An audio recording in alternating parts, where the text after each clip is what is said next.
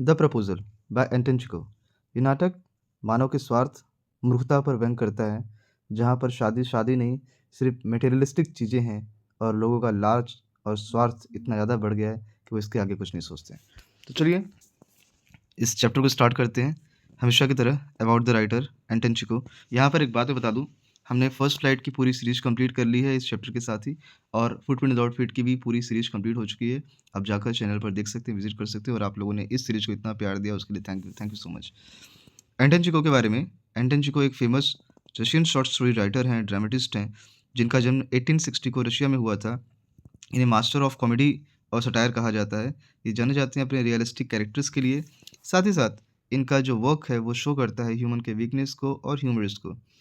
इनकी बातें सिंपल लेकिन काफ़ी पावरफुल होती हैं। ये फेमस हैं शॉर्ट प्लेज़ और स्टोरीज़ के लिए। इनकी डेथ हुई थी 1904 में। इस चैप्टर के थीम के बारे में अगर बात करें, तो ये चैप्टर का थीम दिखाता है marriage based on materialism, grid and property disputes, human ego and pride, comedy of manners, social satire. Short story, ये कॉमेडी ऑफ मैनर को आप याद रखिएगा। शॉर्ट समरी की बात करें इसकी, the play revolves around Lomov, a nervous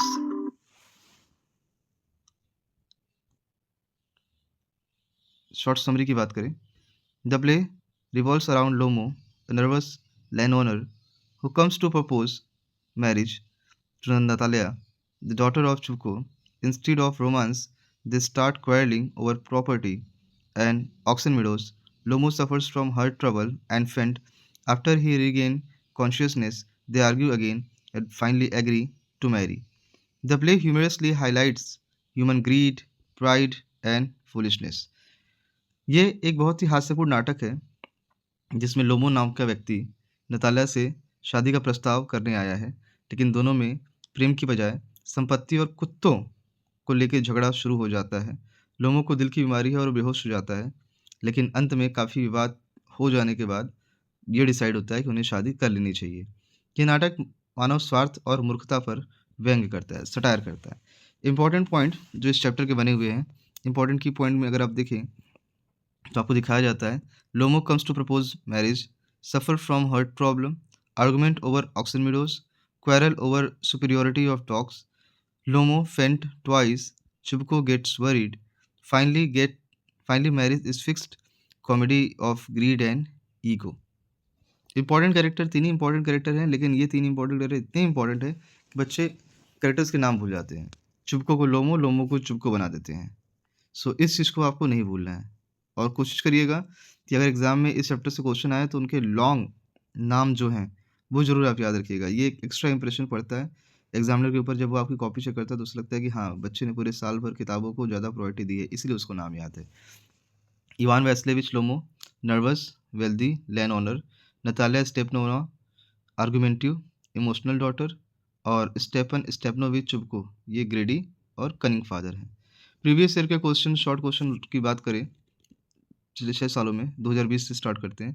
पहला क्वेश्चन है, व्हाई डिड लोमो विजिट चुबकोज हाउस? तो उसका पर्पस क्या था चुबको के घर जाने का? तो Lomov visited Chubukov's house to formally propose marriage to his daughter Natalya, as he believed that marriage should be based on practical considerations and social security. Lomov Chubukov की बेटी नतालिया से विवाह का प्रस्ताव रखने आया था। वह मानता था कि विवाह सामाजिक सुरक्षा और व्यवहारिक कारणों पर आधारित होना चाहिए। सामाजिक सुरक्षा और व्यवहारिक कारण क्या है, आपको आगे के सवालों में दिख जाएगा। Next question 2021, why did Lomov and Natalya quarrel? They quarrel first over the ownership of Oxen Meadows and later about whose hunting dogs were superior and showing their pride and ego.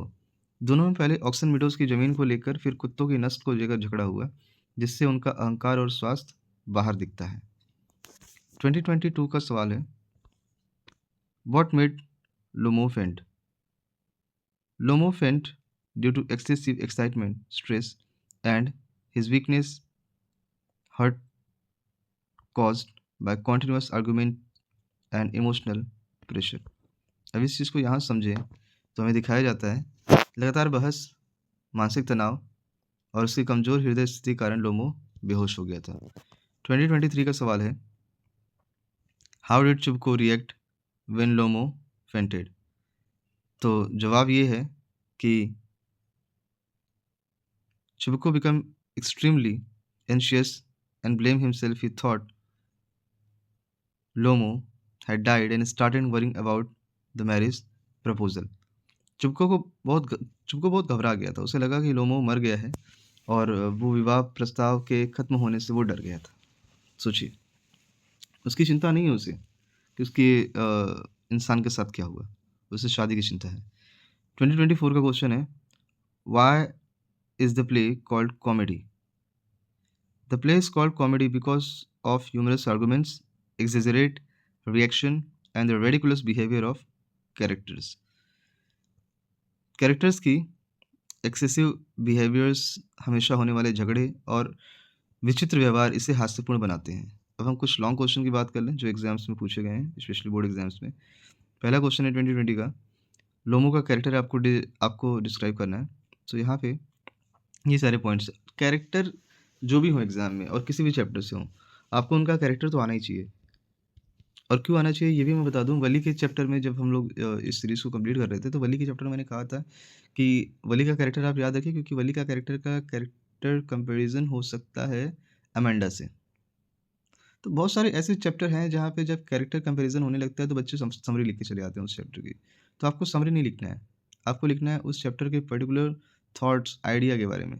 वो chapter actually में दिखाना क्या चाहता है, बताना क्या चाहता है। Lomo is a wealthy but nervous landowner. He is highly sensitive, practical, and concerned about social security. He suffers from heart trouble and often becomes excited. He lacks emotional stability and easily gets stressed. His exaggerated reactions and frequent fainting make him a comic character.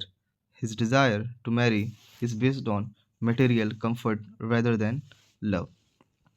2020 में पूछा गया सवाल है, लोमो एक धनी लेकिन अंतिम घबराया हुआ व्यक्ति है। वह सामाजिक प्रतिष्ठा और संपत्ति को बहुत महत्व देता है। उसे दिल की बीमारी है, वो बहुत ज़्यादा एक्साइटेड हो जाता है, लेकिन छोटी छोटी बातों में तनाव में आ जाता है और बेहोश हो जाता है। उसका ये चरित्र हास्य उत्पन्न करता है और भौतिकवादी सोच को दर्शाता है। नेक्स्ट 2021 की बात करें, what does the play satire materialistic marriages? अब ये नाटक भौतिकवादी विवाह पर कैसे व्यंग करता है? So the play humorously criticizes marriages based on material benefits rather than love. Lomo and Natalia argue over property and wealth. Even during a marriage proposal, their behavior shows that pride, greed, and selfishness dominate their thinking. Chibuko exposes the foolishness of such marriages through comedy.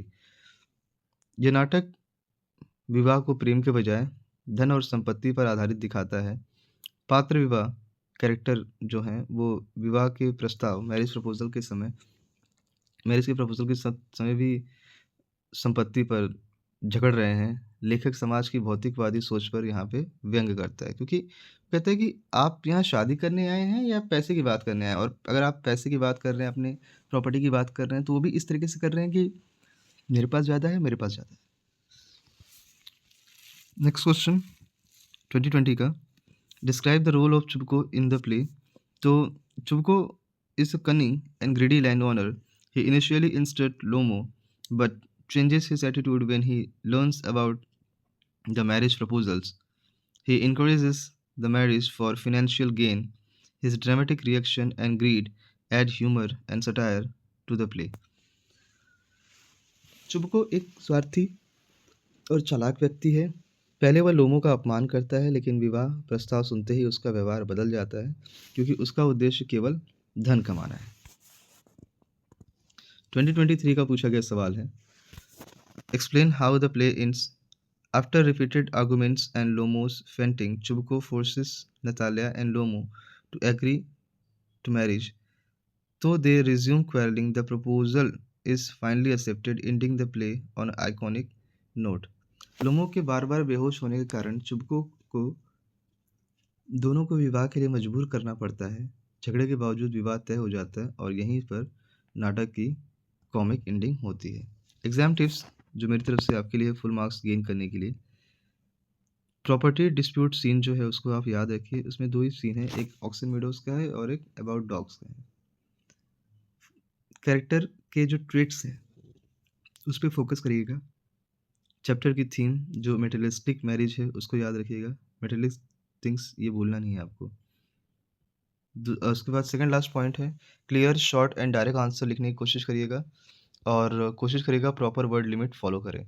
Most expected question जो 2024 के लिए हो सकते हैं शॉर्ट में, why did Lomov come to Chubukov's house, what were the main causes of quarrel, why did Lomov faint. ये 3 question की एक्सपेक्टेशन थोड़ी हाई है।